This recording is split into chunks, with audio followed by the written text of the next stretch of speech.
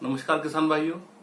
तो किसान भाइयों, इसी कड़ी में जो मैंने अभी पिछला वीडियो डाला है अपना छोटी बेदक वाला, तो उसके बारे में कुछ ऐसे सवाल आए हैं जिसके बारे में शायद मैं जल्दी जल्दी से कुछ चर्चा करता हूं, जिससे कि सभी एक सवाल से सभी किसान भाइयों का फायदा हो जाए। तो किसान भाइयों, एक गौरव जी का हमारे पास सवाल आया, can we use Coragen sugar cane now this days. मतलब कुल मिला के कहने का उनका पूछने का मकसद ये है कि क्या इन दिनों में कोराजन का इस्तेमाल हम कर लें। तो जो अगर हम समय से गन्ना बो देते हैं, जिसका हम बात कर रहे हैं फरवरी मार्च में, अगर हम उस गन्ने बोलते तो वो समय कनस्वे का है नहीं। कनस्वा आता है जाके गर्मी की दशा में। तो मार्च अप्रैल के जो ये 2 महीने हैं, इन महीनों में क्योंकि इतनी महंगी दवाई करने का कोई मकसद इसलिए नहीं होता क्योंकि जब कनस्वा तो आया नहीं, और जिस समय हम बीज बोते हैं गन्ने का, तब भी हम उसके ऊपर कुछ ना कुछ दवाई, चाहे वो कैपकेटिस है, चाहे वो फिप्रोनिल है, चाहे वो थायोमेथोक्साम है, चाहे वो हमला है, कुछ ना कुछ लगा देते हैं। तो 2 महीने हमारे आसानी से निकल जाते हैं क्योंकि कनस्वा होता नहीं, दीमक होता है, हल्का फुल्का प्रकोप होता है कनस्वे का, तो वो उससे मैनेज हो जाता है। तो इसीलिए हम शुरुआत में कोराजन की सलाह नहीं देते कि शुरुआती में नहीं लगानी चाहिए। लेकिन अब कहाँ शुरुआत रहा, अगर अब गन्ना मई में आके बो रहे हैं हम लोग, तो ऐसे में हम अगर कोराजन लगा भी देंगे तो कोराजन बचाने का भी क्या फायदा, क्योंकि इस समय फील्ड में अमूमन सभी फील्ड में कनस्वा भी आया हुआ है, ज्यादातर क्षेत्रों में टॉप बोरर छोटी बेदक वाले भी आया हुआ है। तो अब वो लगना तो एक ही बार है, दोबारा तो कोराजन का प्रयोग हमें करना नहीं। और ऐसा माना जाता है कि वो 2, 2.5, 3 महीने इस्तेमाल किया, मतलब काम करता है, और 2 महीने तो करता ही करता है। तो अगर आप मई अब आई गया है, मई से जून, जून से जुलाई अगर करेंगे भी, तो आप इसको इस्तेमाल इन दिनों में आप कर सकते हैं।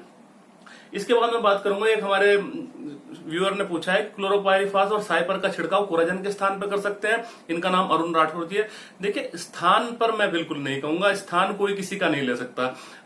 आपका जो स्थान है शायद पृथ्वी पे दूसरा कोई आदमी नहीं ले सकता। इसी तरह से हमला जो मैंने अभी बात बताई है कि शुरुआती अवस्था में जब आप फरवरी मार्च में बो रहे हो, या आपके जो गन्ने में ज्यादा प्रकोप नहीं है, तो आप क्लोरोपाइरिफास और हमला लीजिए। और हो सकता है कि उस साल इतना कोई कीड़ा आए ना, तो आपका क्लोरो और साइपर से ही काम चल जाए। और अगर ऐसी स्थिति आए बाद में जाके कि आपको बहुत ज्यादा दिक्कत हो रही है, जैसे मैं कई पहले वीडियोस में बता भी चुका हूं, तो आप कोराजन का इस्तेमाल कर सकते हैं। देखिए किसान भाइयों, एक हमारे इंद्रदेव सिंह जी ने पूछा है कि 19-19-19 अच्छा है एनपीके या 18-18-18। देखिए किसान भाइयों, इसको ऐसा समझिए जैसे कि ये सवाल करीब करीब ऐसा है जैसे ब्रूफिन एक दर्द की गोली आती है, वो 200 mg की भी आती है किसान भाइयों, 400 की भी आती है, 600 की भी आती है। लेकिन हाँ, सीधी सीधी बात है, उसमें अगर 18-18-18 में एक 100 किलो की बात करी जाए, तो 100 किलो में 18 किलो नाइट्रोजन है, 18 किलो फास्फोरस, 18 पोटाश है। और 19 वाले में 19 नाइट्रोजन है, 19 फास्फोरस, 19 पोटाश है। तो सीधी सीधी सी मात्रा है, तत्व का फर्क है। आप इनमें से कोई सा भी ले सकते हैं। अगर आपको अपने खेत में कुछ ज्यादा 18 और 19 में कोई खास फर्क नहीं है। इसके अलावा एक क्वेश्चन आया, मोहम्मद आसिफ जी का आया है कि सर कोराजन को यूरिया में मिलाकर भी डाल सकते हैं। देखिए, मैं आपको एक अमूमन बात बताना चाह रहा हूं कि जिन खेतों में, हमारे खेतों में चोटी बेदक का और ये जो हमारा कनस्वा है, इनका प्रकोप आ जाए, मिलाने को तो आप मिला सकते हैं, लेकिन मिलाना चाहिए नहीं, क्योंकि इन खेतों में सबसे पहले हमें यूरिया का प्रयोग कम कर देना चाहिए। सबसे पहले हमें चाहिए कि हम जो दवाई कर रहे हैं उससे पहले कीड़े को मारे, और कीड़े को मारने के बाद जब हमारा खेत स्वस्थ हो जाए तब हम यूरिया का प्रयोग करें। नहीं तो ये कहीं ना कहीं कीड़े को और बढ़ाता है यूरिया। हमारे किसान भाई ने पूछा, बहुत अच्छा सवाल है, इसके माध्यम से आप सभी लोग लाभान्वित होंगे। सर, एक बार फोक्का बोइंग के बारे में भी बताएं, क्योंकि वो भी कुछ इस तरह लगता है। देखिए किसान भाइयों, मैं फोक्का बोइंग का एक बहुत जल्दी वीडियो बनाने वाला हूं, उसके बारे में, उसमें मैं आप डिटेल से चर्चा करूंगा। लेकिन इन्होंने बात बिल्कुल सही की है। जो 3 चीज है हमारे गन्ने की फसल पे, जिसका नाम मैं लेता हूं जो है चोटी बेदक, दूसरी चीज है फोक्का बोइंग, और तीसरी चीज है बोरोन की कमी। इन तीनों ही में कहीं ना कहीं ये मिलते जुलते लक्षण होते हैं। लेकिन आप क्योंकि ये फोक्का बोइंग के बारे में पूछ रहे हैं, इसमें भी कहीं ना कहीं जो मध्य शिरा लाल होती है, जो सबसे बड़ा लक्षण है इसका, जो चोटी बेदक से मिलता है। ऊपर से चोटी बेदक में भी गलन आती है, ऊपर से फोक्का बोइंग में भी गलन आती है। तो किसान भाइयों, ये दोनों लक्षण है। लेकिन एक लक्षण से बिल्कुल आप अलग हो जाएंगे कि इसमें जो होगी, ऊपर से गलन तो होगी, लेकिन कहीं भी आपको पौधे में छेद नहीं मिलेंगे। छोटे छोटे छर्रे के छेद जो इसमें मैंने आपको बताया है, वो केवल चोटी बेदक में मिलते हैं, वो किसी भी तरह से फोक्का बोइंग में नहीं मिलेंगे। फोक्का बोइंग का एक नया वीडियो लेकर मैं बहुत जल्दी आपके सामने हाजिर हूंगा। किसान भाई, एक हमारे अवनीश जी फार्मर है, उन्होंने हमसे पूछा है कि what to do for black bug, यानी कि काली चींटी, जो चींटी आती है, उसके लिए हम क्या करें। देखिए किसान भाइयों, कई बार जाने अनजाने में बात हुई है, ये विषय शायद छूट गया।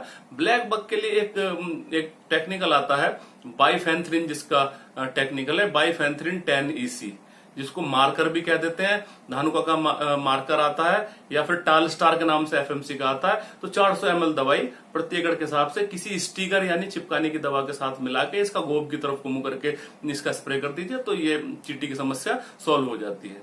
इसमें योगेश राजपूत जी उन्होंने पूछा है साफ के साथ क्लोरोपाइरिफास स्प्रे किया तो चलेगा क्या?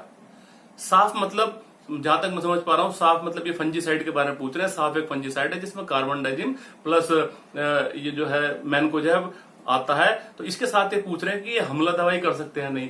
जी हाँ दोस्तों, ये इसके साथ आप बिल्कुल कर सकते हैं हमला दवाई और ये फंजीसाइड का स्प्रे। और बल्कि जब हम ये बीच में स्प्रे करते हैं और गन्ने में कई सारी ऐसी बीमारियां हैं, फफूंदजनक बीमारियां हैं, क्योंकि जब कीड़े का कंट्रोल होता है, किसान भाई बहुत ही अच्छा क्वेश्चन है और ये जानने योग्य बात है। देखिए फंगस कहां से आएगी? फंगस कीड़े से भी जुड़ी हुई चीज है। अगर हमारे खेत में कीड़ा कंट्रोल नहीं हो पाया है या कीड़े ने ज्यादा नुकसान किया है, तो जहां काट फाट रहा है, जहां बीच में गोब में जाके आप देख रहे हैं सड़न गलन पैदा हो रही है, जहां से वो काट रहा है, तो उस पे सबसे पहले फंगस का ही खतरा है।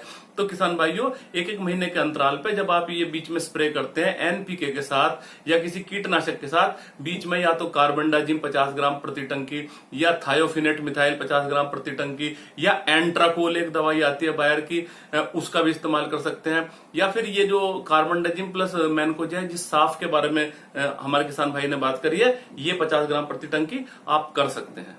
एक हमारे किसान भाई हैं जोनू चौधरी, उन्होंने पूछा सर एम्प्लीगो का स्प्रे जो है जड़ों में करना है या पत्तियों पे करना है? तो मैं किसान भाई को बताना चाहूंगा कि जो एम्प्लीगो का स्प्रे है वो ऊपर पत्तियों पे करना है, जड़ों में नहीं करना है। पत्तियों पे अच्छा स्टिकर लेके चारों तरफ अच्छी तरीके से धुलाई करें, 200 ml मात्रा प्रति एकड़। हमारे किसान भाई हैं, इनका नाम है देवेंद्र नैन जी।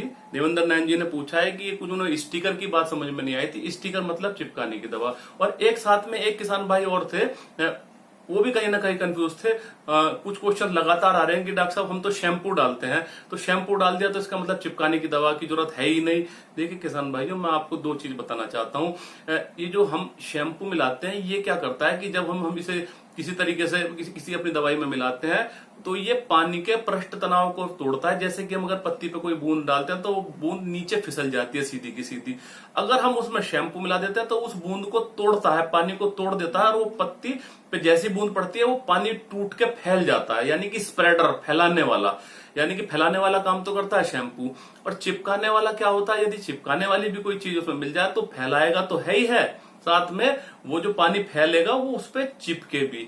तो इस तरीके से जो हम शैम्पू करते हैं, फैलाने का काम तो कर देता है। लेकिन ये जो बाजार में सिलिकॉन बेस्ड स्टिकर आते हैं, कायदे में ये स्प्रेडर भी होते हैं और स्टिकर भी, ये फैला भी देते हैं हमारे स्प्रे को और साथ में हमारी दवाई को चिपका भी देते हैं। तो इनका इस्तेमाल आपको अमूमन अपने स्प्रेज में कहीं ना कहीं कर लेना चाहिए।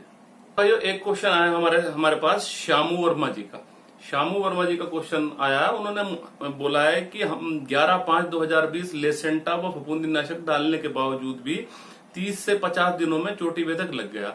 देखिए लीसेंटा की बात कर रहे हैं तो किसान भाइयों मैं आपको बताता हूँ, कायदे में लीसेंटा जो है वो बायर का प्रोडक्ट है, जो सफेद गिंडार यानी कि व्हाइट ग्रब को कंट्रोल करने के लिए शुरुआत में आया था। और आप उसके कंपनी के पैकेट पे देखेंगे तो अब भी यही लिखा है।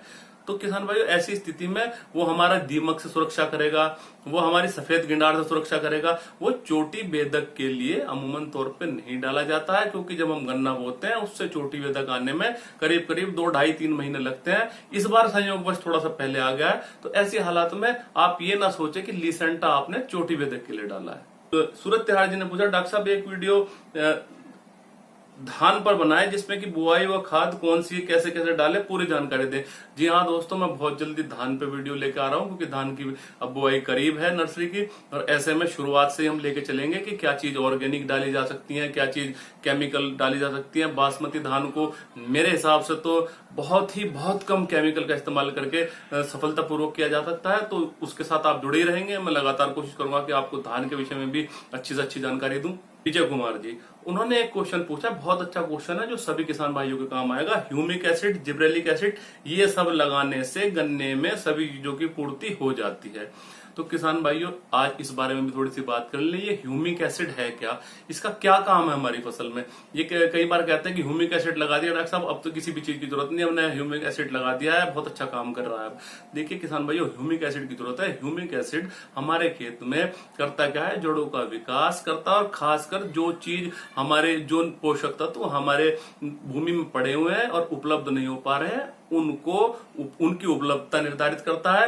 मिट्टी में वाटर होल्डिंग कैपेसिटी यानी कि पानी धारण करने की क्षमता को बढ़ाता है, जिससे कि पौधे की भूख बढ़ती है और वो जो भी कुछ आपने उसको दे रखा है उसका खिंचाव जड़ों के थ्रू करके पौधे को उपलब्ध कराने का काम करता है। और साथ ही साथ एक काम और भी बड़ा अच्छा है कि जो अम्लीय मिट्टियां है चाहे क्षारीय मिट्टी है, उन दोनों मिट्टी में दी जाए तो उसकी जो पीएच है, उसका जो बुखार है, जिसको कहते हैं कि जिस पीएच पे सारे पोषक तत्व ठीक से पौधे को मिलते हैं, उस पीएच को ठीक करता है। अगर वो अम्लीय मिट्टी हुई तब भी उसको नॉर्मल में ला देता है, या क्षारीय मिट्टी हुई उसको भी नॉर्मल में ला देता है। तो कुल मिला के ये पौधे में एक तरीके के टॉनिक की तरह मानिए, जो आपको जो पौधे को जो भी चीज नहीं मिल रही है उन पौधों को उपलब्ध करा के उसे पौधे की भूख बढ़ाएगा। तो इसका इस्तेमाल आपको करना चाहिए। इसका बुआई में भी इस्तेमाल कर सकते हैं आप, जब गन्ना बोने जा रहे हो, या फिर पहले पानी में कर सकते हैं। कुल मिला के अपनी फसल पे 2 से 3 बार इसका 25-30 दिनों के अंतराल पे आप इस्तेमाल कर सकते हैं। किसी अच्छी सी कंपनी का इस्तेमाल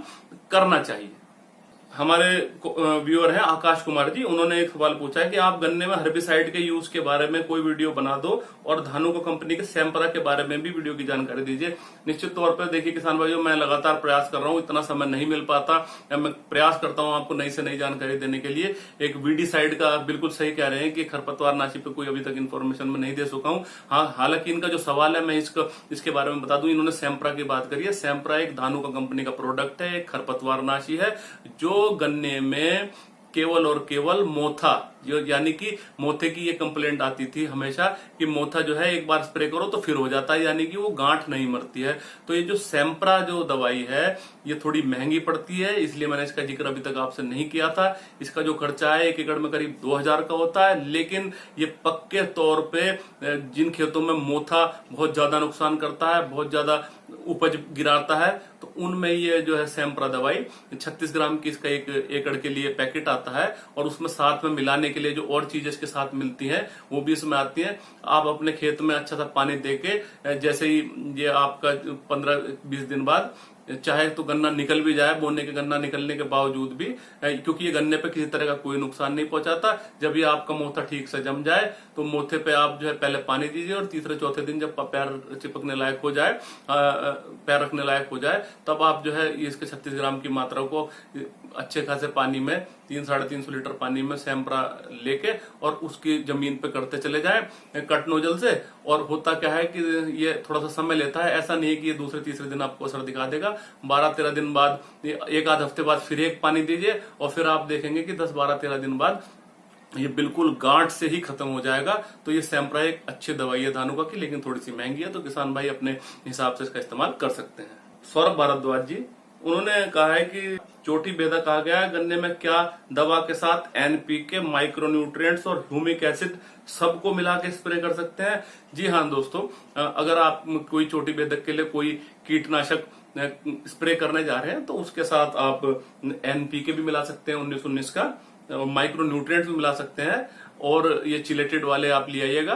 और बात रही ह्यूमिक एसिड की, वो भी मिला सकते हैं। कभी कभी क्या होता है, पानी गंदा हो जाता है या कुछ ऐसा होता है कहीं गंदगी हो तो वो घोल फट जाता है। तो इसके लिए सावधानी ये बरतें कि जो आपने तीनों चारों चीज बताई इन्हें घोले अलग अलग और फिर साथ में मिलाकर आप स्प्रे कर सकते हैं, कोई दिक्कत नहीं है। हमारे व्यूअर हैं, उन्होंने गन्ने में दीमक के लिए थोड़ी सी बात करी है। देखिए किसान भाइयों, दीमक के लिए बात पहले भी हो चुकी है। उन्होंने कहा है कि पेडी में डॉक्टर साहब दीमक की समस्या है, तो उसके लिए क्या कीजिए। थोड़ा पेडी में ऐसा होता है कि दवाई हम जैसे गन्ना बोते हैं तो उसमें तो हम कूड़ों में दवाई डाल देते हैं, पेंडे का पे भी स्प्रे कर देते हैं, बीज पे भी स्प्रे हो जाता है। तो इसलिए कहीं ना कहीं या तो हम बीज शोधन भी कर लेते हैं या फिर हम सीधे सीधे स्प्रे कर देते हैं बीज के ऊपर, तो उसका निदान तो अच्छे हो जाता है। हाँ, जी हाँ दोस्तों, क्या होता है कि इसमें पेडी में थोड़ी सी प्रॉब्लम है कि पेडी में वो नहीं जाती। तो पेडी में वही है, या तो क्लोरोपाइरिफॉस साइपर जो हमला दवाई है 1-1.5 लीटर पानी के साथ साथ बूंद बूंद करके किसी बोतल में छेद कर लीजिए और बूंद बूंद करके उसे 1 एकड़ क्षेत्र में पहुंचा दीजिए। दूसरा मैंने मेटारिजियम को बताया था, वो वीडियो जरूर देखिए, ऊपर मैं लिंक दिखा रहा हूँ। मेटारिजियम गोबर की खाद के साथ खाद तैयार करके नमी की अवस्था में 15 दिन मेटारिजियम तैयार कीजिए गोबर की खाद के साथ। डिटेल में मैंने इस वीडियो में बता रखा है, और उसके बाद अपने खेत में डाल दीजिए। तीसरा एक और तरीका आज इस वीडियो के माध्यम से मैं सबको बताना चाहूंगा किसान भाइयों। देखिए, एक ये देसी तरीका मान लीजिए या किसानों का तरीका मान लीजिए, लेकिन काम बहुत अच्छा करता है। आप अपने, जैसे आपका खेत है 1 एकड़ का, तो 4-5 जगह चार कोनों पे और कहीं बीच में कुछ गड्ढा कर लीजिए। ऐसा गड्ढा कर लीजिए कि जिसमें कि आप एक घड़ा दबा सकें। अब उस घड़े में भी एक छेद कर लीजिए, और फिर 4-5 जगह आपने जैसे गड्ढा दबा दिया, और उसे बिल्कुल जहां तक उसका ऊपर मुंह आया हुआ है उसे मिट्टी की सतह तक इतना दबा दीजिए, और उसमें कच्चा गोबर, बिल्कुल कच्चा गोबर आप उसमें भर दीजिए उन सभी घड़ों में। और कच्चे गोबर पे क्या होता है किसान भाइयों, जितनी भी ये दीमक आपके जो खेत की है वो अपने आप इस कच्चे गोबर पे आके उन घड़ों में इकट्ठी हो जाती है।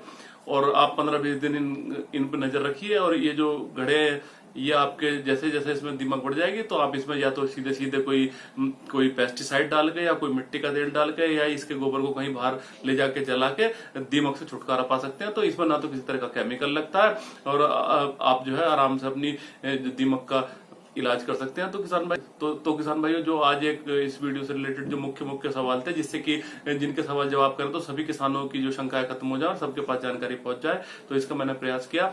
इस चैनल को सब्सक्राइब जरूर कर लें और बेल का निशान जरूर दबा लें किसान भाइयों, नहीं तो आपको जो नए जो मैं भी यहाँ से वीडियो शेयर करूंगा वो नोटिफिकेशन नहीं मिल पाएंगे, और फिर आपकी जो शंकाएं हैं, जो समाधान है वो नहीं हो पाएगा, और इसी तरह की क्वेश्चंस बने रहेंगे। तो किसान भाइयों लगातार जानकारी के लिए मैं प्रयास कर रहा हूँ, इधर से आप भी मेरा सहयोग कीजिए। जय हिंद, जय भारत।